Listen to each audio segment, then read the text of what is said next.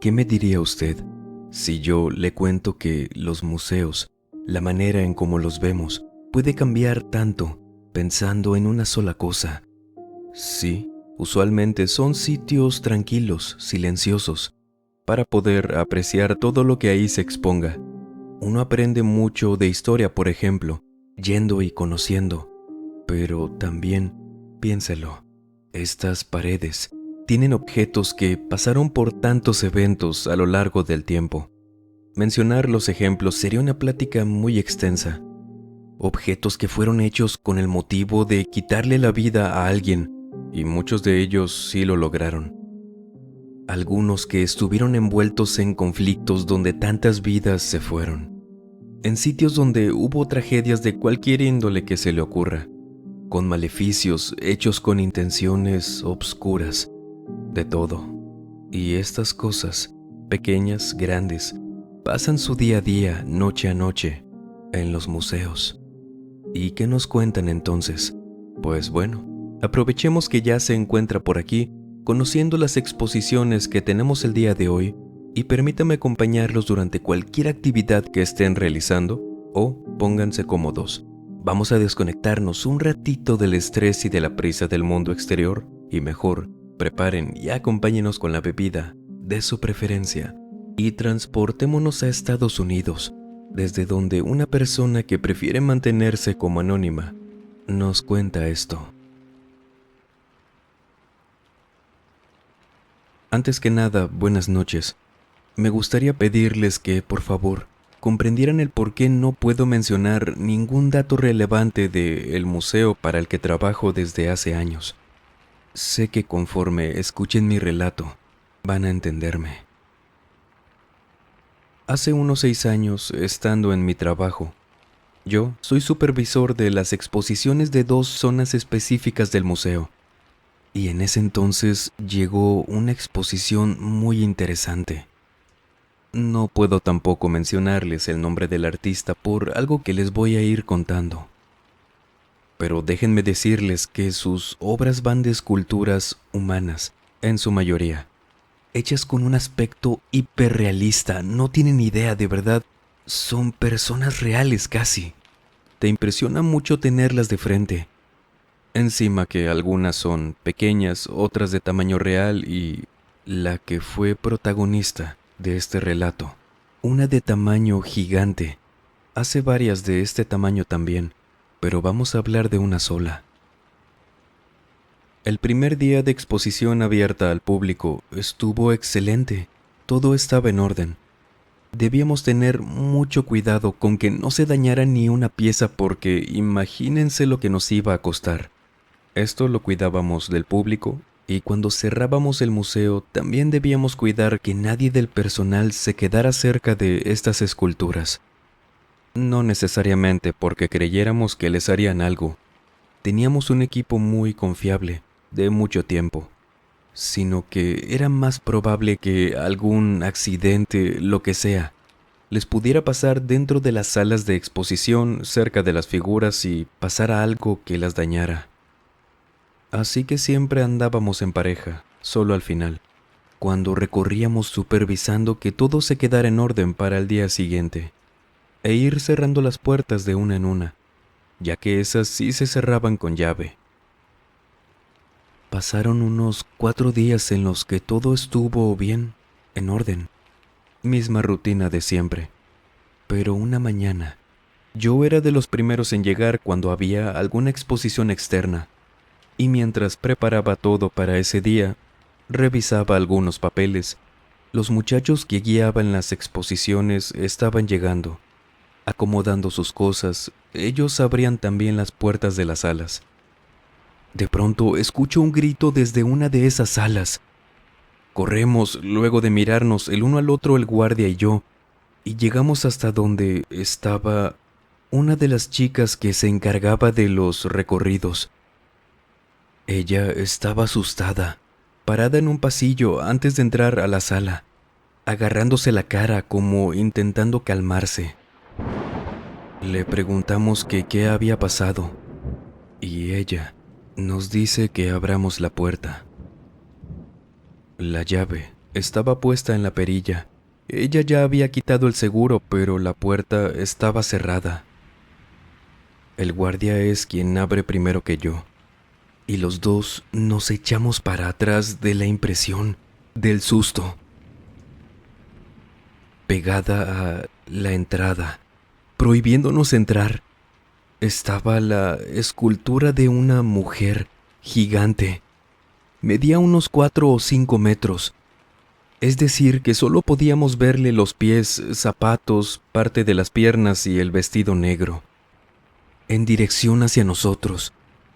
Y por lo grande que era, no nos dejaba entrar. Teníamos que rodear por otra entrada. No nos íbamos a arriesgar para intentar entrar entre sus piernas y que se nos cayera. Luego de eso, en lo que tranquilizábamos a la chica, no sabíamos ni qué decir o qué pensar. Yo no me atreví a pensar en la posibilidad de que el guardia, la única persona que se quedaba ahí por las noches, hubiera hecho eso. Él era una persona sumamente amable, muy noble y tenía más años que yo trabajando ahí. Y él, sin que yo le dijera nada, mientras caminábamos por la otra puerta, me pedía de favor que no creyera que había sido él, que ninguna alarma se activó, que no sabía qué había pasado. Las llaves se habían quedado guardadas, y yo le dije que no pensaba que había sido él, que nadie arriesgaría lo que costaran esas esculturas para hacer solamente una broma. Entramos a la sala y esa mujer, de espaldas, no sabíamos en serio cómo es que había llegado ahí, quién la había movido, porque estas esculturas sí vienen por partes y se arman estando aquí, pero solo por gente autorizada. A nosotros no se nos permitía moverlas. Y lamentablemente tuvimos que, entre todos, moverla de ese sitio. Esto sin que supiera el personal del artista. No había de otra. Si le decíamos a la empresa encargada que vinieran ellos a moverla, nos iba a ir muy mal porque no podíamos decirles que simplemente había amanecido ahí su figura. Todo salió bien, afortunadamente. Quedamos en no mencionar nada y yo les dije que daría con quien había hecho eso, aunque para serles sincero, no sabía ni qué hacer. Al día siguiente llegué y no esperé a que llegara alguien más al museo. Le pedí al guardia que me acompañara de nuevo a esa sala. Y a pesar de que llevaba tantos años trabajando, viendo cosas muy increíbles, no podía asimilar que de nuevo, en la puerta, estaba esa mujer gigante bloqueando la entrada. Al guardia yo nunca lo vi hacer eso, pero se persignó, diciéndome que no teníamos de otra más que le dejar abierta esa puerta por las noches. Y luego me dijo algo que era cierto, pero que yo no me había dado cuenta, que en esas salas eran los únicos lugares del museo donde no teníamos cámaras de vigilancia. Y no podíamos pedir que hicieran cualquier adecuación en esas salas porque estaban esas exposiciones, y no se podía mover nada mientras estuvieran ahí. Así que le dije al guardia que sí, íbamos a hacer eso. Dejaríamos abierto mientras que esperábamos a los muchachos para volver a colocarla en su sitio. Y ellos no se lo creían. Pensaban que era una broma de nuestra parte, pero cuando veían nuestras caras, no decían nada más. Cuando llegué al día siguiente, al ver al guardia, entendí que había pasado algo malo anoche. Se acercó conmigo, recibiéndome casi en la entrada, cosa que no hacía normalmente, y me dice: no vuelva a dejar abierto. Vamos a ver cómo le hacemos, pero esa sala no se queda abierta otra vez en la noche. Le pido que me cuente qué pasó y me dice: no me lo va a creer, oiga, pero toda la noche me estuvieron hable y hable desde esa sala. Encima no sé quién dejó esas salas apagadas. Y mire, si no me cree, tome. Apenas hasta que amaneció me atreví a levantarlo. toda la noche me quedé aquí en la puerta. Me entrega un cartel de madera, uno que reconocía muy bien. Era de los que usábamos para señalizar de que no se podían acercar tanto a la obra, no tomar fotografías con flash y todo eso. Dijo que se lo habían arrojado desde esa sala. Es esa mujer, la grande. Algo trae, estoy seguro, pero no sé qué hacer, oiga. Toda la bendita noche la estuve escuchando, hablándome por mi nombre, y no le voy a mentir. Sí me empezó a dar miedo cuando supimos que la movían o se movía sola. Por eso pensé que me lo estaba imaginando. Pero cuando me aventaron eso ya no pude más. No me he asomado. Vamos, acompáñeme. No quiero ir solo. Fuimos. Yo le dije que entraría primero. Y la escultura estaba en su sitio, pero faltaba ese cartel, el que yo traía en las manos.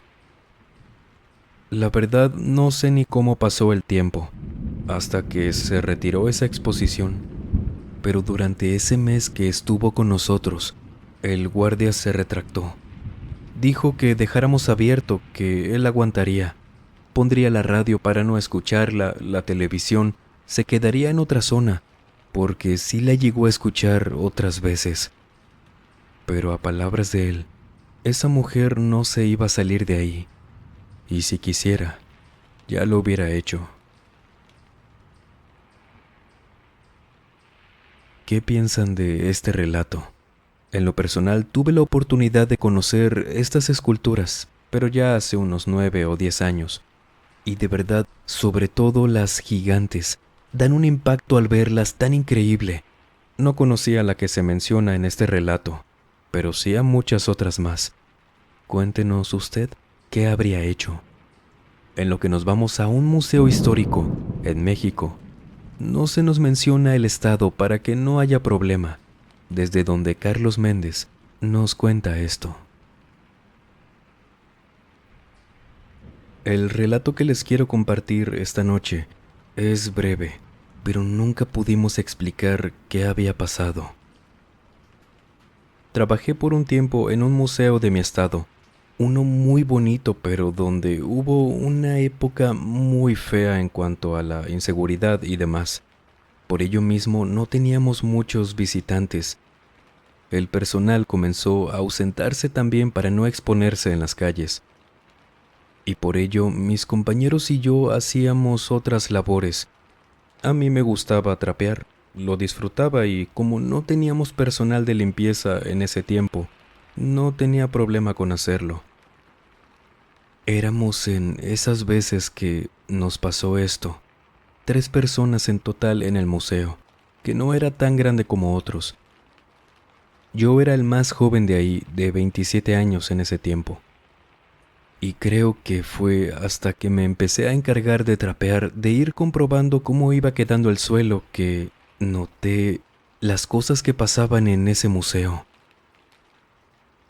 En una ocasión, ya a punto de cerrar, estaba haciendo la limpieza, cerca del área donde habían algunas esculturas de subespecies de humanos a lo largo del tiempo.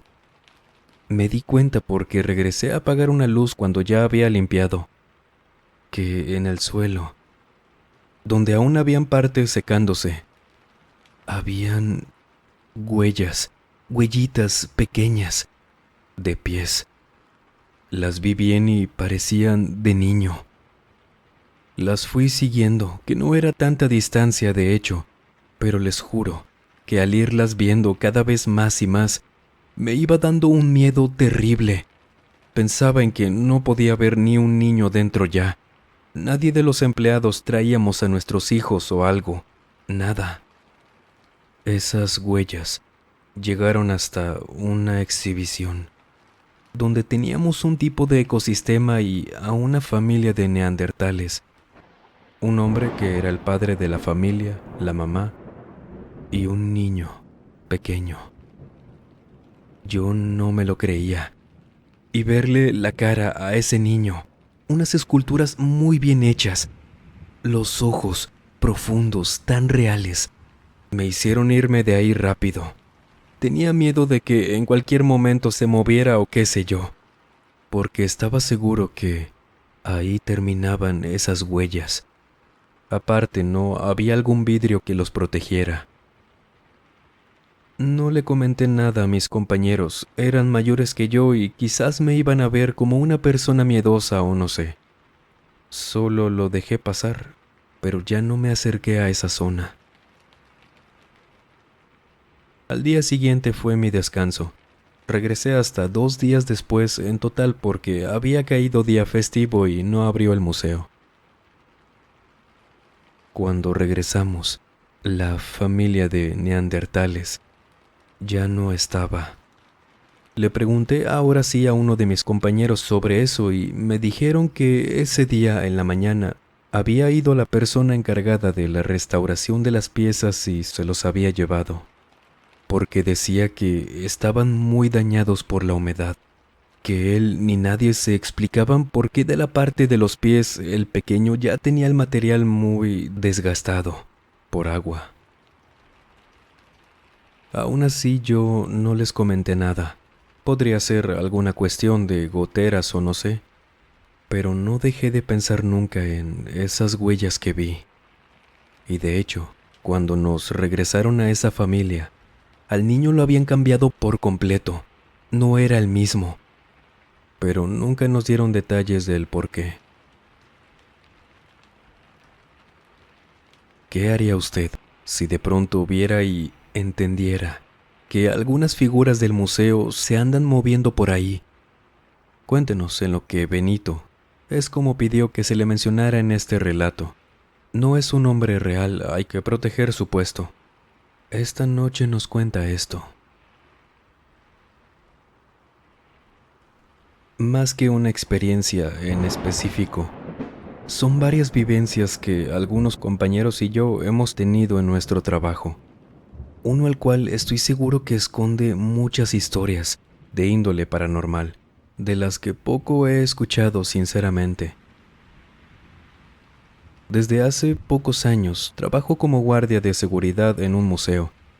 El detalle es que, a diferencia de la mayoría, yo no pertenezco a una empresa externa que preste el servicio, sino que realmente trabajo para el gobierno de mi estado, que sí me gustaría omitir por cualquier cosa, no vaya a ser que me pueda afectar. Y también trabajo directamente para los responsables del museo.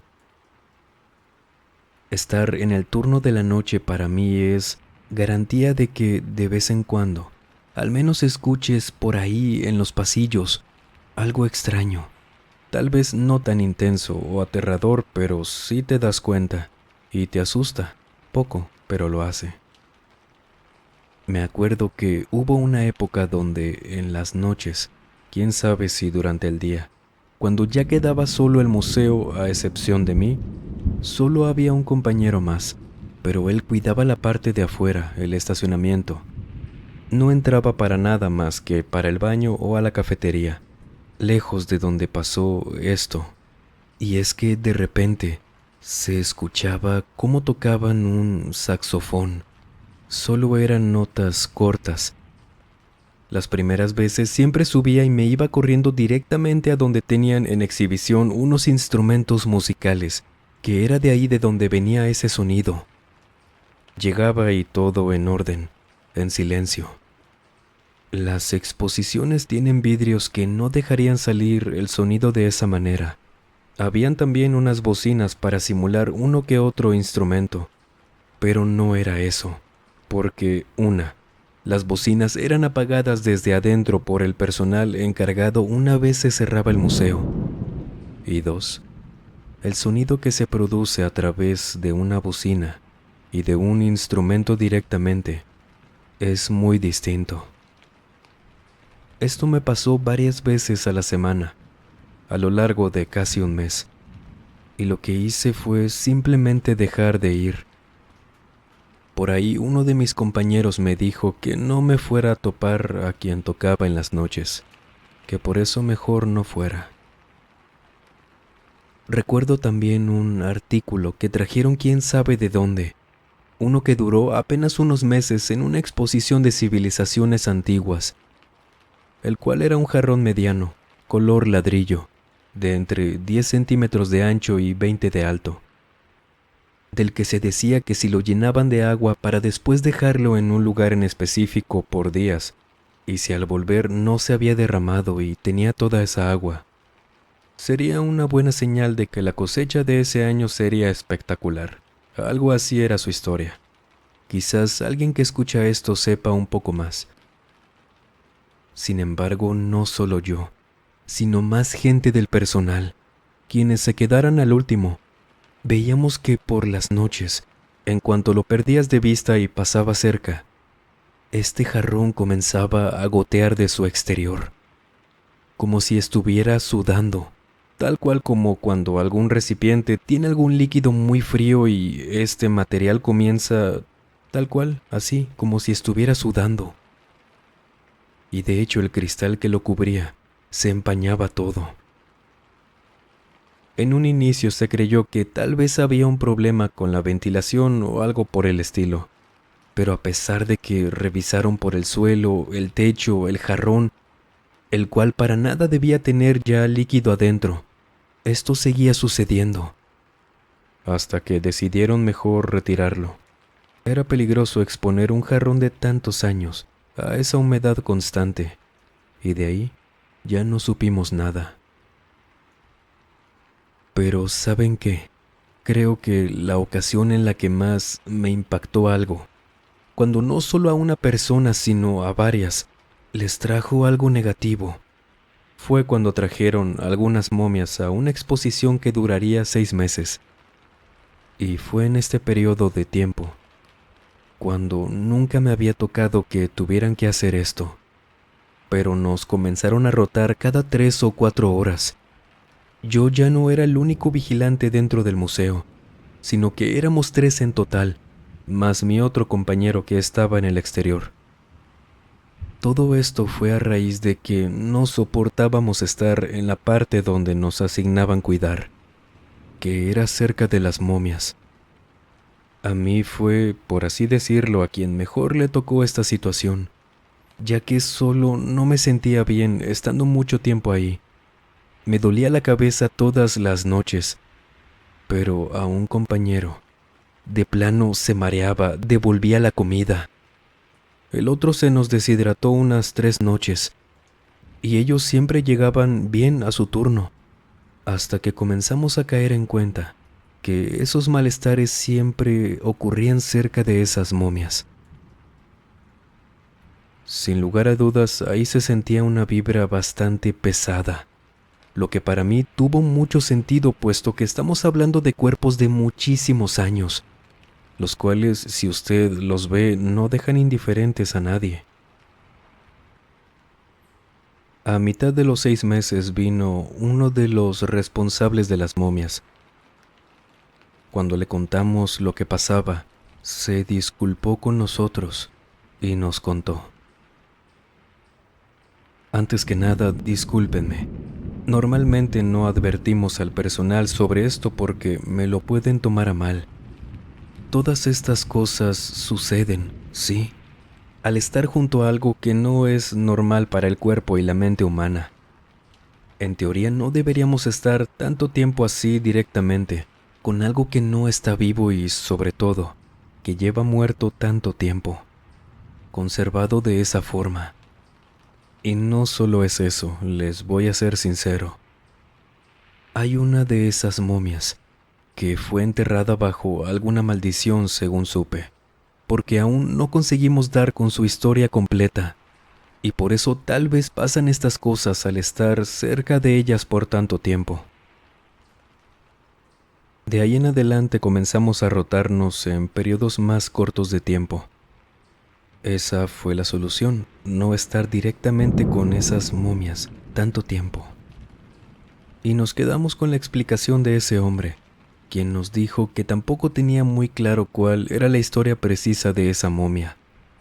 Una de un varón alto, con la mirada, las cuencas vacías, clavada a quien pasara enfrente de él. ¿Usted había pensado en esos aspectos que se mencionaron en estos relatos? ¿qué haría usted? Cuéntenos. ¿Seguiría trabajando cerca de estos objetos y momias? No está muerto lo que yace eternamente, y con el paso de los eones, incluso la muerte puede morir. Los dejo con esta cita de un escritor de horror muy famoso. Vamos a ver si adivina o sabe quién. Y que creo que viene como anillo al dedo a este último relato. Damas y caballeros, no olviden por favor agregarse a nuestro grupo de Facebook, donde compartimos material muy interesante, material relacionado a lo paranormal, experiencias contadas por ustedes mismos, increíbles de verdad, las cuales en algún momento también las contaremos por aquí. De eso no cabe duda. Y cada vez somos más por allá y cada vez nos escriben también más gente por aquel medio y no me queda más que, de todo corazón, gracias por pertenecer a esta bonita familia que ustedes mismos han cuidado tanto y con qué cariño. Gracias por todo lo que hemos formado. Acabamos de estrenar un nuevo video en nuestro otro canal paranormal y de misterio. Misterios de la Fogata es su nombre, donde tocamos un caso que sabemos que puede ser impactante, pero que presenta este nuevo formato que añadimos al canal, donde su servidor les narra junto a imágenes casos muy interesantes de todo tipo de horror. Ya irá viéndolo. Sería todo un gusto si nos pudiera acompañar por allá, ya que lo hacemos con todo el corazón para ustedes. El enlace, como siempre, estará en el primer comentario. Y si ustedes han tenido alguna experiencia paranormal, por favor escríbanos a través de la página de Facebook, el correo electrónico o nuestra cuenta de Instagram que dejamos como siempre en la descripción y en el comentario fijado. Gracias de antemano. Y sin más por agregar, les mando un muy fuerte abrazo. Nos vemos en el próximo video. Y el último en salir, por favor, apague las luces y cierre las puertas del mausoleo. Buenas noches.